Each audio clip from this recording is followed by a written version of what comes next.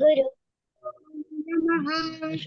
श्री राधा कृष्णाभ्यां नमः। श्रीमते रामानुजाय नमः। लंबोदरं परम सुंदरमेकदंतं पीतांबरं त्रिनयनं परमं पवित्रं उद्यद्दिवाकरं निभोज्वलकान्तिकान्तं विघ्नेश्वरं सकल विघ्नहरणं नमामि। शरीरं स्वरूपं ततो वा कलत्रं यशश्चारुचित्रं धनं मेरुतुल्यं मनुष्यचेन लग्नं श्रीगुरुरङ्घ्रिपद्मे ततः किं ततः किं ततः किं ततः किं नारायणं नमस्कृत्य नरं चैव नरोत्तमं देवीं सरस्वतीं व्यासं ततो जयमुदीरयेत्। जयतु जयतु देवो देवकी नन्दनोऽयं जयतु जयतु कृष्णो वंशी वंशप्रदीपः जयतु जयतु मेघश्यामलः कोमलाङ्गम् जयतु जयतु पृथ्वी भारनाशो मुकुन्दः कृष्णात्वदीय पंकज पंजरान्ते अद्य विशतु मानस राजहंसः प्राणप्रयाण समये कफवातपितैः कंठावरोधन विदुम् स्मरणं कुतस्ते बर्हा पीडं नटवर वपु कर्णयो कर्णिकारम् बिभ्रद्वासा कनकपिशं वैजयन्तीं च मालाम् रन्ध्राणुवेणुरधरसुधिया पूरयन् गोपवृन्दैहाम् वृन्दारण्यं सबपदरमणं प्राविशद गीतकीर्तिः करारविन्देन पदारविन्दं मुखारविन्दे विनिवेशयन्तं वटैपत्रस्य पुटेशयानं बालं मुकुन्द मनसा स्मरामि रामाय रामभद्राय रामचन्द्राय वेधसे रघुनाथाय नाथाय सीताया पतये नमः अंजनानंदनं वीरं जानकी शोकनाशनं कपीशमक्षहन्तारं वन्दे लङ्काभयङ्करम् मुखं करोति वाचालपङ्गुलं लड्घयते गिरिं यत्र पातमहं परमानंद माधवम भक्त भक्ति भगवंत गुरु चतुर नाम बपुएक इनके पद वंदन की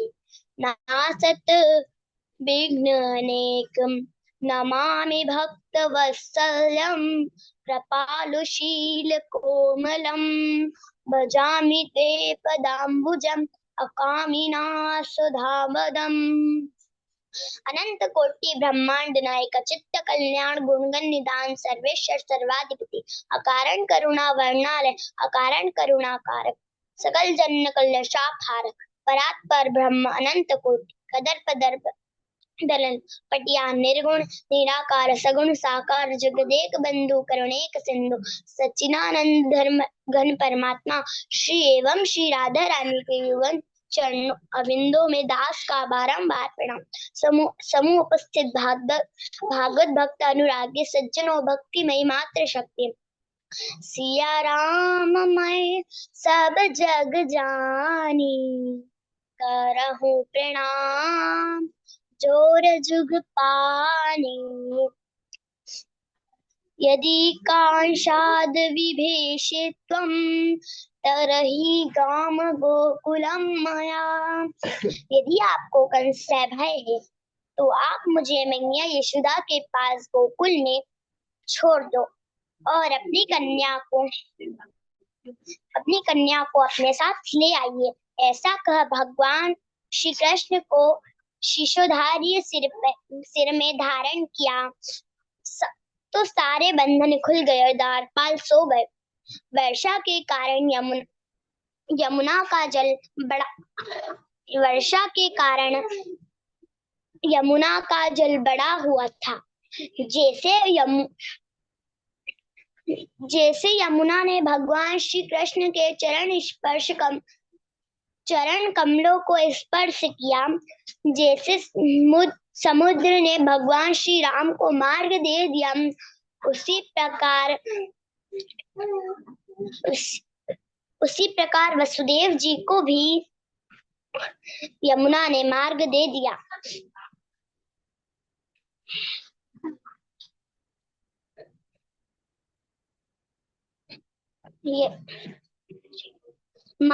मार्ग दे दिया। वसुदेव जी ने कन्हैया को यशोदा मैया के पास सुलाया और कन्या को लेकर मथुरा आ गए। जैसे ही कारागार में संबंध पहले जैसे ही समान बंध गए। कन्या ने जोर जोर से रोना प्रारंभ किया, जिससे सारे द्वारपाल जाकर दौड़े दौड़े कंस के पास आए। कहा, महाराज हे गयो। कंस गिरता पड़ता कारागार में आया। देवकी के हाथ से कन्या छीन लिया। देवकी ने बहुत अनुनय विनय किया, भैया आपने मेरे 6 पुत्रों को भी मार दिया, यह अंतिम कन्या है, इसे छोड़ दो। कंस ने देवकी की बात नहीं मानी। उस कन्या को आकाश में उठाकर पृथ्वी पर पटकने लगा, तो वह कन्या हाथ से छूटकर आकाश में चली गई और अष्टभुजी देवी के रूप में प्रकट हुई। बोलिए योग माया देवी की जय। अरे मूर्ख कंस, मारने से तुझे क्या मिलेगा? तुझे मारने वाले ने तो कहीं और जन्म ले लिया।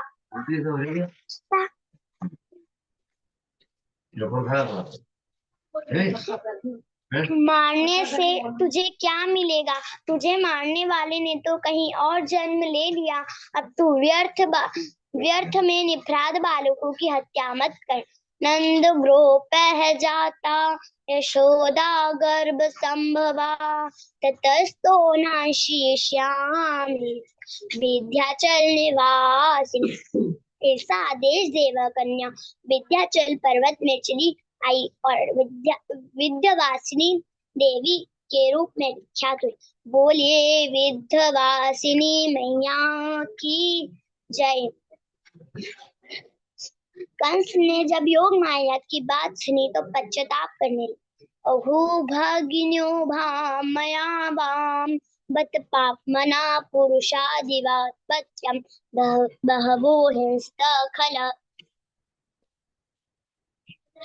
हे देवकी और वसुदेव, मैंने देवताओं की बात पर विश्वास कर आपके निरपराध बालकों की हत्या कर दी। आप मेरे इस अपराध को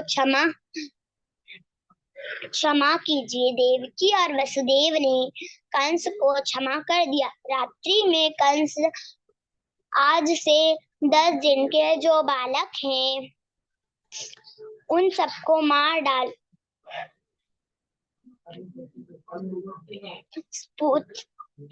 पूतना सटकासुर आदि दैत्यों को बुलाया और उन्हें आदेश दिया, आज से जो 10 दिन के जो बालक है उन्हें मार डालो। कंस अनेक प्रकार की योजना बनाता है, उसे योजना बनाने दीजिए और हम सभी गोकुल की ओर चलते हैं। नंद सत्वात्मज उत्पन्ने जहाल दो महामना आहूय विप्रान वेद ज्ञान स्नात वेद्यान विश्नात सुशीरकृतम।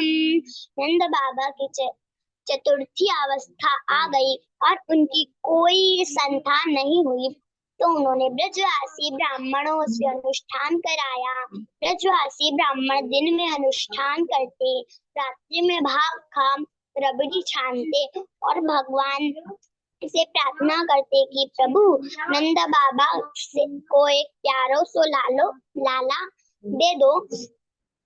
भगवान ने ब्राह्मणों की प्रार्थना को सुना।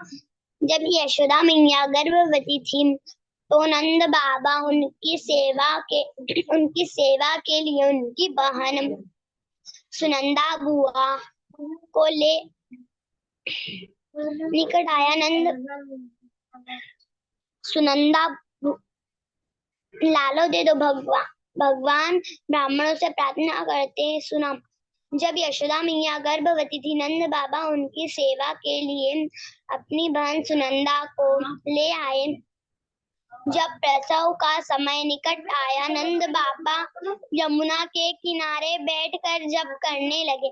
अभी तो भयो नाय जाने कब होएगो, अभी तो भयो नाय जाने कब होएगो।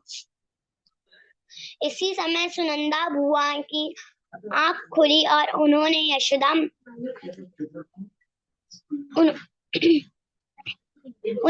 यशोदा के पास एक नीलमणि से बालक को देखा पड़े हुए, तो यशोदा को जगाया और दौड़ी दौड़ी नंद बाबा के पास आई।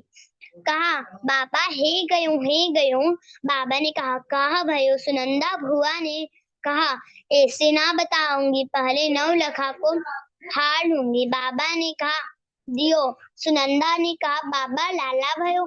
प्रसन्नता के कारण नंद बाबा ने यमुना जी में छलांग लगा दी।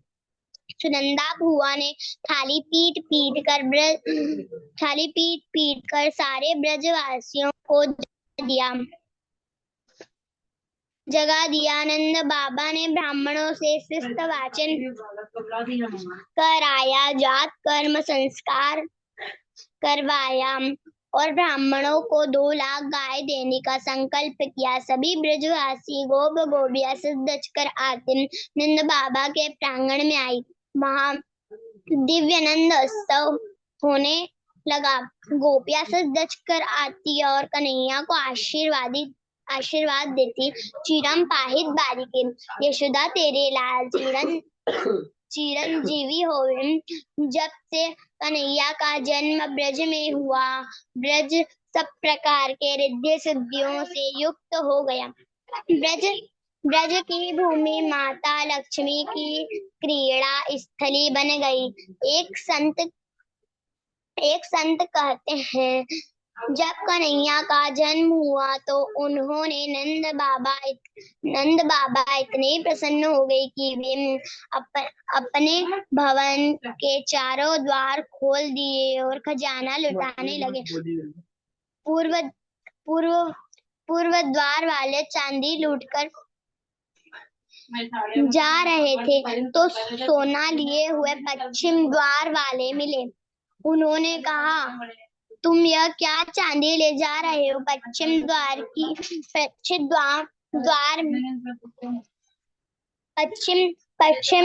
की ओर दौड़े। इसी पश्चिम द्वार की ओर जाओ, सोने की लूट मची है। चांदी वाले ने चांदी वहीं फेंक दी और पश्चिम द्वार की ओर दौड़े। इसी समय उत्तर द्वार से हीरा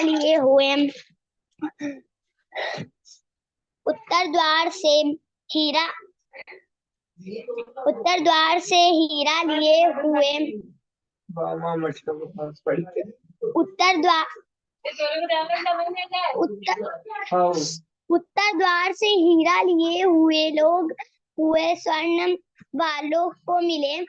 कहा, तुम लोग यह क्या स्वर्ण कहाँ लिए जा रहे हो? उत्तर द्वार की ओर जाओ, वहां हीरे जवाहरात मिल रहे हैं। स्वर्ण वालों ने सोना वहीं फेंका और उत्तर द्वार की ओर दौड़े। नंद बाबा ने इतना धन लुटाया कि सारे संपूर्ण ब्रज वसुंधरा दिव्य आभूषणों से ढक गई। इस प्रकार नंद उत्सव हो रहा था। कुछ दिनों में पश्चात नंद बाबा गोकुल की रक्षा का भार अन्य लोगों को सौंप स्वयं कंस के वार्षिक कर चुकाने मथुरा चले आए। जब उन्होंने कंस का वार्षिक कर दे दिया और बलदेव जी को मालूम हुआ कि नंद बाबा आए हैं, तो वे नंद बाबा से मिलने आए। नंद बाबा ने जैसे ही वसुदेव जी को देखा, हृदय से गले लगा लिया। दोनों ने एक दूसरे से कई कुशल क्षेम पूछी। वसुदेव जी ने कहा, भैया नंद कंस का वार्षिक कर दे दिया। अब आपको अधिक देर मथुरा में नहीं ठहरना चाहिए, क्योंकि आजकल गोकुल में अनेक उत्पात हो रहे हैं। नंद बाबा ने जैसे ही सुना, छकड़ा जूता लिए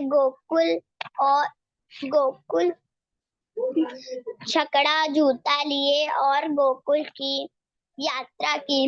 मार्ग में विचार करने लगे, वसुदेव जी का कहा हुआ झूठा नहीं हो सकता। अतः उत्पाद की आंशिका से भगवान का ध्यान करने लगे। कंसेन प्रहिता घोरा पूतना बालघतीनी शिशुचार निघ्नन्ति पुरुग्राम ब्रजदीशु।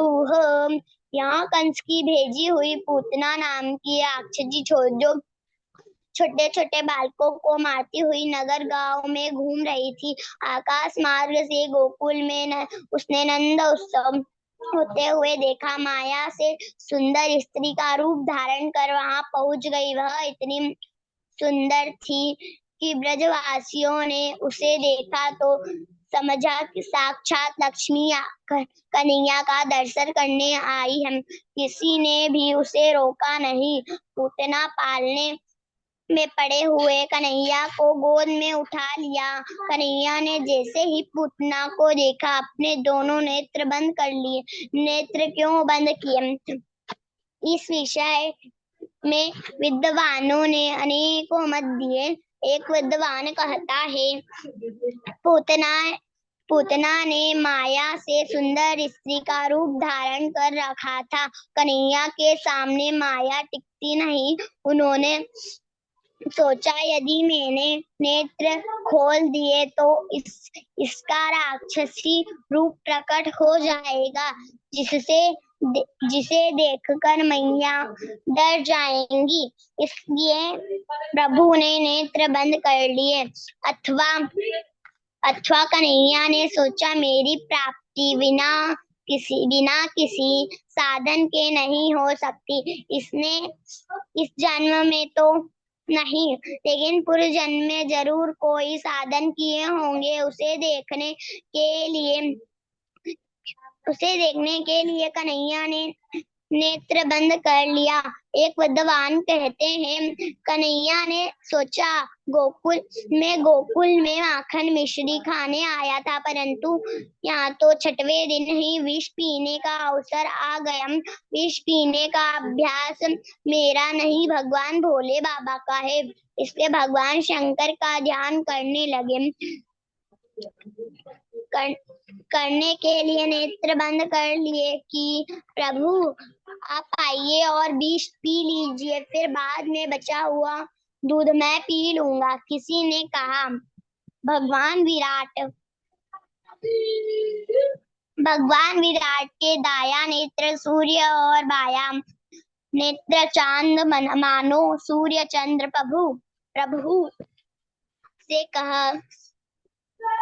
प्रभु से कह रहे हैं, प्रभु आप इस राक्षसी को छोटे गति दे दो, परंतु हम इसे अपने मार्ग से नहीं जाने देंगे। अथवा कन्हैया ने सोचा, इसने बाहर से माता का रूप धारण कर रखा है, परंतु इसके हृदय से क्रूरता भरी हुई है। ऐसी स्त्री का मुख नहीं देखना चाहिए। इसलिए प्रभु ने नेत्र बंद कर लिए। पूतना ने इधर इधर कन्हैया को उठा लिया और अवसर पाकर एकांत में विष से सना हुआ स्तन कन्हैया के मुख में लगा दिया। कन्हैया दूध साथ साथ उसके प्राणों को भी पीने लगे। तब वह घबराई वहां से भागी। उसका राक्षसी रूप प्रकट हो गया। कहने लगी, सा मुंच मुंचालमिति प्रभाषिणी निष्पीडयमानाखिल जीवमर्मणिम् विव्रत्य नेत्रे चरणो भुजो मोहाम् प्रस्विन्नगात्रा क्षिपति रुरोदः। बाल संहिता में ऐसा उपाख्यान आता है जब बालकों को पूतना नाम का ग्रह लग जाता है। बालकम मुंच मुंच पूतनी, इस मंत्र को झाड़ा लगाया जाता है, परंतु आज पूतना को ही एक बालक लग गया, इसलिए वह कहती है कि मुंच मुंच कन्हैया छोड़ दो छोड़ दो। कन्हैया ने कहा, मौसी, जिसे हम एक बार पकड़ लेते हैं फिर उसे कभी छोड़ते नहीं। पीड़ा के कारण पूतना का शरीर फटने लगा। वह पृथ्वी में धड़ाम से गिर गई। उसके नेत्र बाहर निकल आए और उसका प्राणांत हो गया। गिरते समय उसने एक कंस के 6 कोस के बाघ को कुचल डाला। एक पंडित जी कहते हैं, पूतना का शरीर इतना बड़ा था, जहाँ उसकी अलके गिरी वहां अलीगढ़ हो गया, और जहाँ उसका गला गिरा वहां आगरा हो गया, जहाँ हाथ गिरा वहां हाथरस हो गया। गोपियों ने पूतना के छाती में खेलते हुए कन्हैया को देखा तो उन्हें वहां से तुरंत उतारा, गौमूत्र से स्नान कराया, गोरस लगाई और भगवान के 12 नामों से उनकी रक्षा की। बोलिए भागवत महापुराण की जय। राधे राधे गुरु जी, प्रणाम। हाँ जी, राधे राधे भावना जी। ठीक है, अभी आप बहुत छोटी हैं और इतना बोलने का साहस की, ठाकुर जी कृपा बनी रहे। भावना मात्र भी 7 साल की हैं। बहुत अच्छा बोल रही हैं, और बहुत दिनों बाद बोली हैं। जल्दी जल्दी बोलिए तो वाणी में और सुधार होता जाएगा। ठीक है। गुरु जी, अगर कल और कॉल ना करे तो कल भी मैं ही कर दूंगी। अच्छा अच्छा, ठीक है, तैयार रहिएगा, बाकी देख लेंगे। हाँ गुरु जी। ठीक है।